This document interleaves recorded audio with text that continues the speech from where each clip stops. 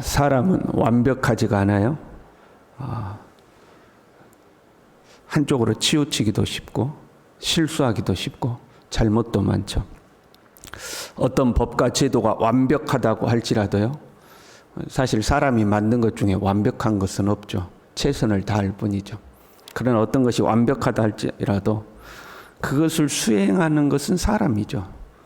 그래서 아무리 완벽한 것도 사람의 부족함 때문에 부족함이 존재하죠.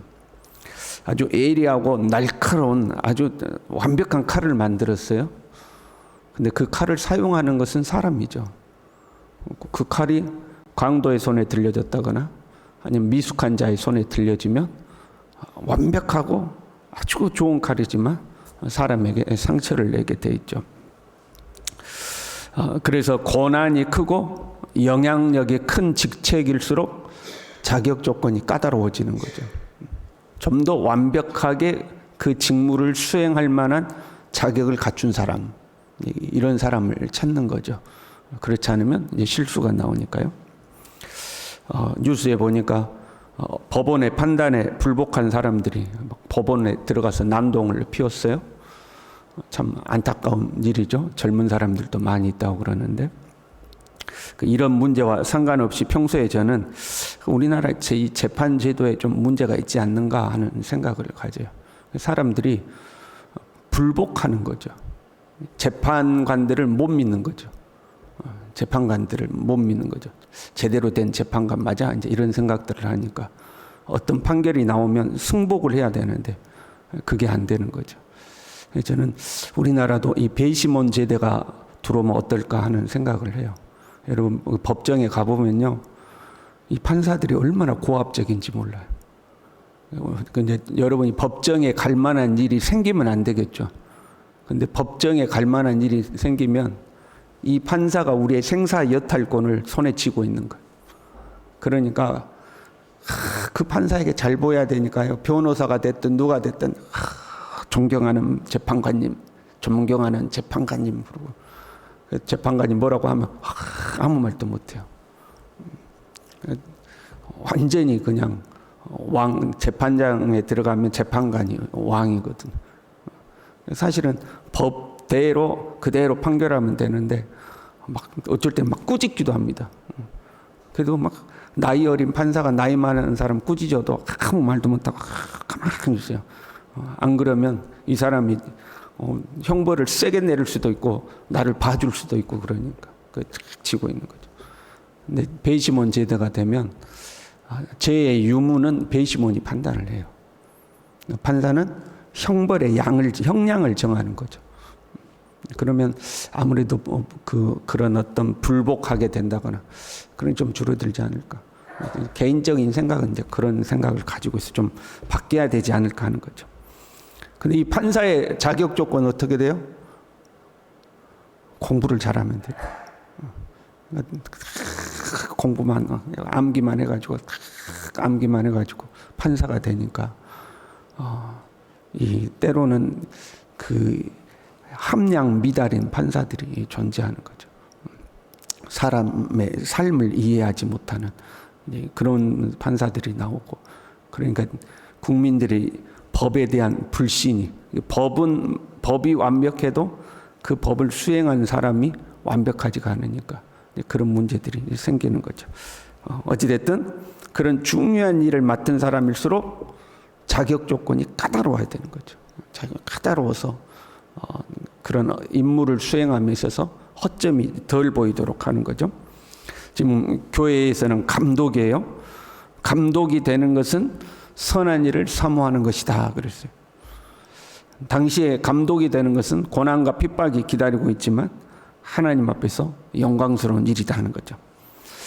그럼에도 감독이 되는 것은 교회 지도자가 되는 것이라 자격 조건이 까다로운 거예요. 까다롭게 써놓죠.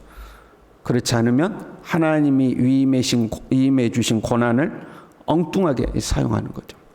그래서 감독의 조건이 지금 쭉 우리가 살피고 있어요. 감독은 책망할 것이 없으며 한 아내의 남편이 되며 절제하며 신중하며 단정하며 나그네를 대접하며 가르치기를 잘하며 술을 즐기지 아니하며 구타하지 아니하며 오직 관용하며 다투지 아니하며 자격이 엄청 많아. 막 이렇지 않으면. 그리고 이제 우리가 본문에 돈을 사랑하지 아니하며 이렇게 되어 있죠. 돈을 사랑하지 아니하며라고 되어 있는 것은 돈을 목적으로 직분을 얻은 사람들이 있었다 하는 거죠. 돈을 목적으로요.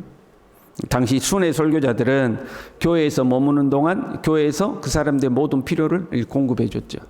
그걸 노리고 순회 선교사인 척을 하는 사람들이 있는 거예요. 고린도전서 9장 11절에요. 우리가 너희에게 신령한 것을 뿌렸은즉 너희의 육적인 것을 거두기로 과하다 하겠느냐.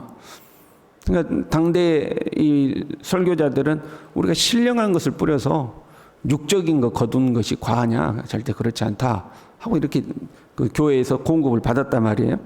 머무는 동안 필요를 공급받았고 이제 또 떠나게 되면 그 다음 목적지까지 갈 수 있는 이제 여비를 제공을 하는 거죠. 그걸 노리고 자기가 순회 설교자인 것을 자처하고 오는 거죠. 그리고 교인 중에 그 연약한 성도들, 여기서 연약하다는 것은 쉽게 넘어가는 성도들 있잖아요. 그 사람들을 탁 이렇게 유혹해가지고 금품을 받아내는 거죠. 그런 사람들이 존재했던 거예요. 돈을 사랑하지 아니하며라는 말은 직분이 돈을 버는 수단이 되어서는 안 된다는 거예요.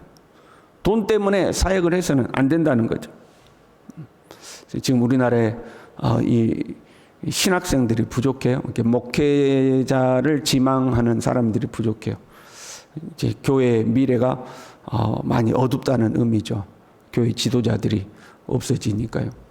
좋은 교회 지도자들이 이렇게 배출이 돼야 되는데 그게 안 되니까 좀 앞으로 미래가 힘들 것이다. 여기서 이제 전망하는 거죠. 그러나 또 한편으로 보면 좋은 점도 있어요.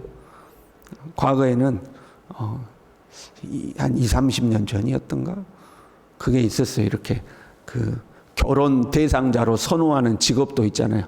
거기에 목사가 상위에 있어서 상위에 괜찮아 보였다는 거죠. 그때는 막 목회자 지망생들이 엄청 많은 거예요. 목사하면 괜찮다는 거죠. 근데 지금은 제일 밑에가 있어, 목사. 그러니까 누가 젊은 사람들이 목회자를 안 하려고 하는 거죠. 하면 고생만 하고 돈도 못 벌고 장가도 못 가고 사모 되려는 사람이 없으니까 장가도 못 가요. 올해는 우리 조전사 장가를 보내야 될 텐데 살도 많이 뺐어요. 장가를 꼭 보내야 되는데 사모하겠다는 사람이 없어. 사모하겠다는 사람. 그러니까 진짜 이제 어떤 사명감 있는 사람이 나타나는 이제 그런 좋은 점도 있죠. 어찌됐든 간에 그 돈을 벌려고 그 이제 감독의 직분을 얻으려고 하는 사람. 디모데전서 6장 10절에요. 돈을 사랑함이 일만하게 뿌리가 된다. 그래. 그 돈을 사랑함이 일만하게 뿌리게 된다. 여러분 돈이란 필요로 하는 것이죠. 필요로 하는 것이지 사랑의 대상이 아니라. 돈을 필요로 한다는 것은 그 돈을 어디에 사용하느냐 거기에 의미를 두는 거죠. 어디에 사용하느냐 어떻게 사용하느냐. 근데 돈을 사랑한다는 것은 돈을 소유하는 것에 목적을 두는 거예요. 그 사랑하니까 절대 돈을 어디 못 보내는 거예요. 내가 가지고 있어야 돼. 그래서 쌓아두는 거죠. 때로는 소유를 위해서 정도를 벗어나서라도 그걸 얻으려고 하는 거죠. 그 일만하게 뿌리가 되는 거예요. 교회가요, 돈을 사랑하게 되면요, 교회 공동체 구성원들이 돈을 사랑하게 되면 돈을 안 쓰고 모으기만 하는 거죠. 한 개인도 마찬가지고 공동체도 마찬가지. 돈을 절대 안 쓰는 거죠. 전략해야 된다고 그러면서 절대 안 쓰는 거. 필요한데도 안 쓰는 거죠. 모으기만 하는 거죠. 돈을 얼마나 많이 모았냐 이것보다도 돈을 어떻게 쓰느냐가 중요하고 돈을 어떻게 쓰느냐도 어떤 목적을 위해 쓰느냐가 중요한 거예요. 예수님에게 한 여인이 와서 그 향유 옥합을 깨뜨려서 예수님께 붓죠. 그게 지금으로 하면 한 2-3천만 원 정도 해요. 그 옥합 하나가. 근데 그걸 깨가지고 예수님께 부어버린 거예요.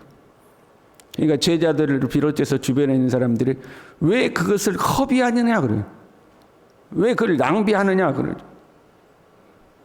예수님 뭐라고 그래요? 이 여인이 하는 일이 복음이 증거되는 곳에서는 함께 기억될 것이다. 그러니까 어떤 목적을 위하여 사용하는 돈은 그냥 수단이라는 거예요. 일꾼이 하나님 앞에 일꾼이 되려면요, 물질에 있어 헌신되어야 하는 거죠.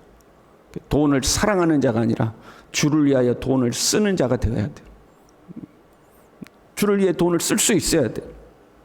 근데 우리 교회 말고 딴 교회를 보면 직분자가 되면 절대 돈을 안 쓰는 사람이 있어요. 이게 그런 것 같아요. 그 직장 생활하는 사람들이 회사에서 자기 돈 절대 안 쓰잖아요. 법카를 쓰잖아요. 법인카드를 쓰잖아요. 교회 직분자가 되면 꼭 그것처럼 절대 자기 돈은 안 써요. 오직 교회 재정으로만 하는 거죠. 심지어는 이제 교회 중직이 되면 그 다음부터는 헌금도 안 하는 사람도 있어요. 우리 교회 말고 저 딴 교회. 쓰기는 교회 돈을 쓰는 거죠. 그러나 자기는 헌금도 안 해요. 이런 사람은 중직자가 되면 안 된다는 거죠. 특별히 감독이니까 목회자가 돼서는 안 된다는 거죠. 하나님 앞에 물질에 헌신된 자, 하나님 앞에서 물질을 드릴 수 있는 자가 직분을 맡아야 된다는 거예요. 그 다음에요, 돈을 사랑하지 아니하며 이제 자기 집을 다스려 하고 4절 5절은 한 아내의 남편이 되며에 같이 설명을 했어요. 그리고 6절로 놓으면 새로 입교한 자도 말지니 이렇게, 새로 입교한 자는 새신자를 말하는 거예요. 교회에 나온 지 얼마 안 돼서 막 은혜 받아가지고 막 뜨거울 때 뭐 된다고 그래요? 그럼 난 목사 될란다고, 이제 목회자 된다고 그러죠. 그런 사람은 아직 시키지 말라는 거예요. 막 나와서 은혜 받아가지고 막 마음이 뜨거워가지고 내가 주를 위해 살겠다, 내가 막 신학교 가가지고 목사가 되겠다 하는 사람들 있잖아요. 그 하지 말라는 거죠. 신앙이란 검증이 되어야 되는 거죠. 이 사람들은 교만하여져서 마귀를 정죄하는 그 정죄에 빠질까며, 그래서 교만하여지다는 교만이 연기, 안개를 뜻하는 말에서 파생되어 나왔어요. 그러니까 아무것도 아닌데 연기처럼 부풀어 올라 있다 이 말이죠. 실상은 아무것도 아닌 존재예요. 그런데 내 마음이 연기처럼 안개처럼 팍 부풀어 올라가지고 내가 뭐라도 된 것처럼, 내가 뭐라도 할 수 있을 것처럼 그렇게 부풀어 올라 있는 상태를 교만하여져서 그렇게 표현한 거죠. 신앙은요, 참 그래도 이 연수라는 것이 무시를 못하는 거예요. 내 신앙생활 몇 년 했다 하는 그 연수요, 모태 신앙이다 하는 그 연수요, 그걸 무시를 못하는 거예요. 이 소중한 가치들은요, 시간을 통해서 검증이 되는 거예요. 뭐 좋을 때 사람이 다 좋죠. 결혼해요? 그러면 신혼이 됐어요. 그러면 내가 좋은 남편이 되리라, 내가 좋은 아내가 되리라. 그때는 누가 그 다짐 못해요? 그랬잖아요. 뭐 가난하고 뭐 병들었어도 검은 머리, 흰 머리가 될 때까지 사랑하겠습니까? 그러면 네, 막 끝까지 사랑하겠습니다. 막 죽도록 사랑하겠습니다. 그때는 그 말을 누가 못해요? 그런데 그 부부의 사랑이라는 것도 오랜 세월을 지나면서 신혼 때와 같은 뜨거움은 없지만 그래도 이제는 눈빛만 봐도 서로를 알 수 있는 그런 부부하고는 비교가 안 되는 거죠. 세월을 통해서 검증이 되어가고 익어가고 깊어가는 거죠. 아기를 처음 낳으면 내가 나는 우리 부모님처럼 안 될 거야. 나는 우리 부모님처럼 애를 안 키울 거야. 나는 우리 애들을 막 인격적이고 막 사랑으로 뭐 할 거야. 다짐을 하는데 애를 키워보면 뭘 느껴요? 진짜 우리 부모님이 대단하다, 이제 이렇게 느끼는, 부모의 마음을 알게 되는 거죠. 자기는 절대 인격적으로 키운다고 해놓고 애기는 쌩물어가고 소리 지르고 막 그러는 거죠. 세월이 지나봐야 알게 되는 것들이 존재하는 거예요. 세월이 지나봐야 아는 거예요. 그런데 초신자를 그 부풀어 마음이 안개처럼 부풀어 올라 있는 사람이 이 직분을 얻게 되면 마귀를 정죄하는 그 정죄에 빠질까 하며, 무슨 말이냐면 마귀가 받을 심판에 떨어질 위험이 있다 그런 말이에요. 마귀가 하나님 앞에 정죄받는 것처럼 그 사람도 하나님 앞에 정죄받는 거예요. 왜? 교회를 세우는 것이 아니라 교회를 망치니까. 그래서 직분을 잘못 감당하면요, 오히려 심판을 받아요. 그리고 한 가지 마지막 더 봐요. 7절에요. 또한 외인에게서도 선한 증거를 얻은 자라 할지니, 그러니까 안 믿는 사람에게 좋은 평판을 받아야 된다는 거예요. 그래서 외인이란 불신자들을 말하는 거예요. 교회 안에서는 그럴듯해 보이는데 교회 밖에 가면 엉망인 사람이 있다는 거죠. 그런데 교회에서는 이 사람 교회 안에서는 참 좋아. 그러니까 아우 진짜 좋아. 그리고 직분자로 세워놨는데 막상 이 사람이 직분자가 되면 어떻게 돼요? 비방과 마귀의 올무에 빠진다 그런 거예요. 이 마귀의 올무라는 것은 마귀의 덫, 마귀가 쳐놓은 덫 그런 말이에요. 시험거리가 된다 그런 말이에요. 교회의 시험거리가 된다. 디모데후서 2장 25절에요. 거역하는 자를 온유함으로 훈계할지니 혹 하나님이 그들에게 회개함을 주사 진리를 알게 하실까 하며 그들로 깨어 마귀의 올무에서 벗어나 똑같은 표현이 나오죠. 하나님께 사로잡힌 바 되어 그 뜻을 따르게 하실까 함이라. 그 마귀의 올무에서 지금 올무에 빠져 있는 자들인데 교회에 어떤 자로 나타나면 거역하는 자로 나타난다. 괜찮아 보여서 직분을 줬는데 밖에서는 엉터리였던 사람이었거든요. 근데 결국에는 그 엉터리였던 심성이 결국에는 나온다는 거예요. 그래서 교회에서 거역하는 자가 되어서 교회의 걸림돌이 되는 거죠. 밖에서는 그 사람 때문에 교회가 비방받아요. 그래서 비방거리가 돼요. 교회 안에서는 교회의 걸림돌이 되어서 이제 교회가 시험에 들고 문제가 된다는 거죠. 그러니까 밖에서도 좋은 평판을 받는 사람이었다. 우리는 하나님이 주신 직분을 가졌어요. 크고 작은 직분이 있는데 이 직분에 합당한 사람이 되도록 우리가 힘써야 되겠죠. 마귀의 올무에 빠져서 교회의 시험거리가 되지 않고 마귀를 정죄하는 정죄에 빠지지 않도록 우리가 더욱더 하나님 앞에 성숙한 신앙인 될 수 있기를 바랍니다. 기도하겠습니다.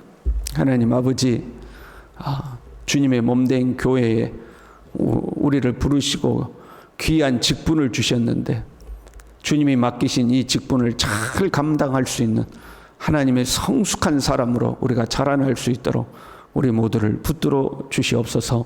예수님의 이름으로 기도 올리옵나이다. 아멘.